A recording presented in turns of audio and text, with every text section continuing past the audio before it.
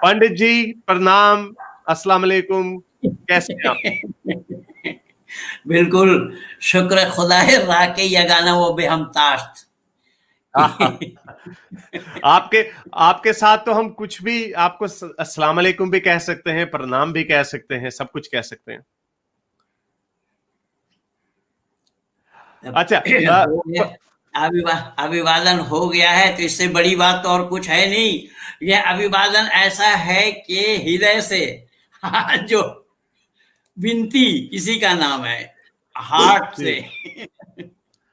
चले सर, आपसे कुछ सवालात भी मैंने करने हैं और मैं समझ रहा था कि शायद आपसे बात करना सबसे ज्यादा बेहतर है मेरे जैसे बंदे के लिए, क्योंकि जब मैं आम अपने जो हिंदुस्तानी हिंदू भाई हैं या बहनें हैं उनसे जब बात करता हूं तो मुझे ऐसे लगता है कि मैं उनको समझ नहीं पाता और वो मुझे सही नहीं समझ पाते, क्योंकि और चूंकि आप मुसलमान रह चुके हैं, आपको पता है कि जो खुदा का नजरिया है, जो मुसलमान के जहन में जो खुदा का जो नजरिया है, वो एक ऐसे शख्स का है, एक ऐसी हस्ती का है जिसने पूरी कायनात बनाई, जो आपके छोटे मोटे मामलात में दखल अंदाजी करता है। लेकिन जब मैं हिंदुओं से बात करता हूं तो वो कहते हैं कि हमारे नजर में या उनके दिमाग में ईश्वर का कॉन्सेप्ट ऐसा नहीं है। ईश्वर एक कॉन्शियस, उसकी कॉम्प्लिकेटेड फिलॉसफी हो जाती है। तो मैंने सोचा कि चूंकि आप मुसलमान से हिंदू हुए और आप जाहिर बात है इसको समझते होंगे, तो पहले आप मुझे ये बताएं कि क्या चीज आपको इस्लाम में ऐसी लगी जो कम थी,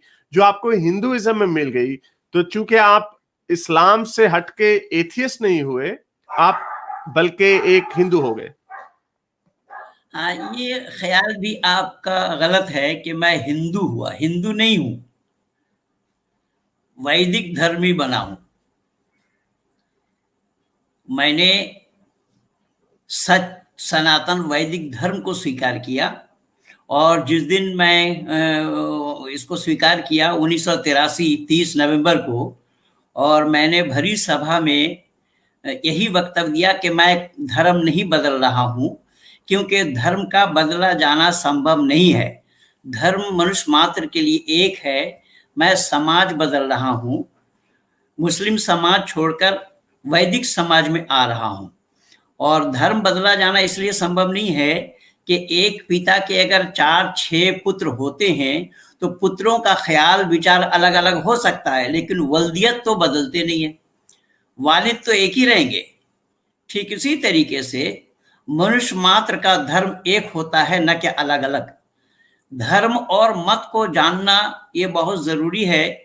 हम लोगों ने मत मजहब को ही धर्म मान लिया है। इससे मानव समाज का बड़ा नुकसान हो रहा है, अहित हो रहा है, और मानव समाज में यहाँ तक कि खूरेजी भी इसी बात से हो रही है।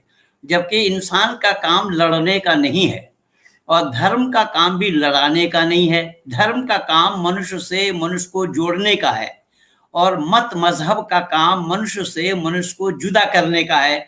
इसलिए मैं आपसे गुजारिश करूंगा, ये गौतम बुद्ध जब वो सिद्धार्थ थे तब धरती पर एक भी कोई भी बौद्धिस्ट नहीं था।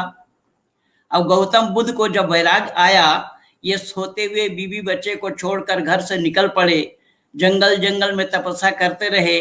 काफी अरसा के बाद दुनिया वालों के सामने इन्होंने नारा लगाया, बौद्धम शरणम गच्छामि, और सब लोग बौद्ध के शरण में आने लगे। आज तक अगर वो सिद्धार्थ बने रहते तो बौद्ध के मानने वाला कौन होता। इसीलिए ये व्यक्ति विशेष के द्वारा जो चलाया होता है वो मत कहलाता है, न कि धर्म। धर्म ईश्वर प्रदत्त होता है। जैसा सूरज, सूरज किसके अधीन में है? सूरज का बनाने वाला कौन है? वो एक है। तो इसी तरीके से जो सार्वभौम सत्य, एब्सोल्यूट ट्रूथ जो है, उसे मानना, उसे जानना, उसे समझकर अपनाना, ये मानवता है। इसीलिए आप देखिए, आम के पेड़ में आम ही लगेंगे, आम के पेड़ में जामुन लगा नहीं आज तक, आदि सृष्टि से लेकर के अब तक। तो जब वो प्रकृति के किसी नियम में भी बदलाव नहीं हुआ तो धर्म में बदलाव क्यों और कैसे हो जाएगा? इसीलिए आदि सृष्टि से ही धर्म है, और मैंने कंपैरेटिव स्टडी करके यही पाया है, और उस पर मैं आचरण करने का प्रयास कर रहा हूं। आप बताइए, आपका काफी अच्छा, समय लिया। नहीं नहीं सर, आपको आपको सुनने के लिए ही तो मैं बैठा हूं, और मैं इसको जो आप कह रहे थे उसी को मैं समझना चाह रहा था।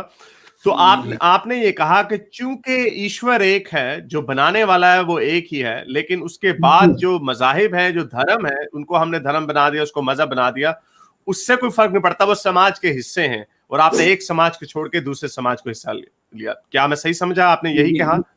बिल्कुल, जिनको मैं यही कहा हूं जी। हाँ।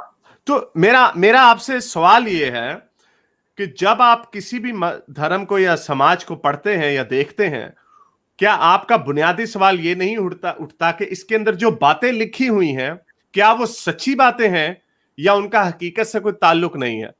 तो मैं जब अगर इस्लाम को देखता हूं, उसके अंदर बहुत सारी कहानियां ऐसी हैं जो हम वेरीफाई नहीं कर सकते, जिसको हम सच्चा साबित नहीं कर सकते, जो बस लिखी हुई हैं और हमें उसको मानना पड़ता है। उसी तरह हमें बहुत हाँ, सारे धर्मों में भी वो तो उसी में कहा गया है ना, ईमान उसी का ही नाम है। आमन्तु बिल्लाहि व मलाइकतिही व रुसुलिही व जिब्रील व मीकाल फ इन्नल्लाह अदुव्वुल लिल काफिरीन। वो तो ईमान के या दायरे में वहीं आ गया है। वो बिल्कुल कुल्लु मा जाअ बिहि रसूल मिन इंदिल्लाह, रसूल ने जो बतलाया उसका बिना चूं चेरा किए हुए उसको तस्लीम कर लेना, मान लेना। लेकिन वैदिक सिद्धांत थोड़ा अलग है। वैदिक सिद्धांत में यह है कि यस्तर्केन अनुसद्धत सधर्म वेदे नेतारा, कि हर बात को तर्क के कसौटी पर कसिए, अगर वो जवाब दे तो मानना, जवाब ना दे तो मत मानिए। यहाँ ये अंतर है। अगर आपको मेरी ये वीडियो अच्छी लगी तो मेरे चैनल के मेंबर बनिए, पेट्रन बनिए, या फिर आप मुझे बाय मी या कॉफी में भी सपोर्ट कर सकते हैं।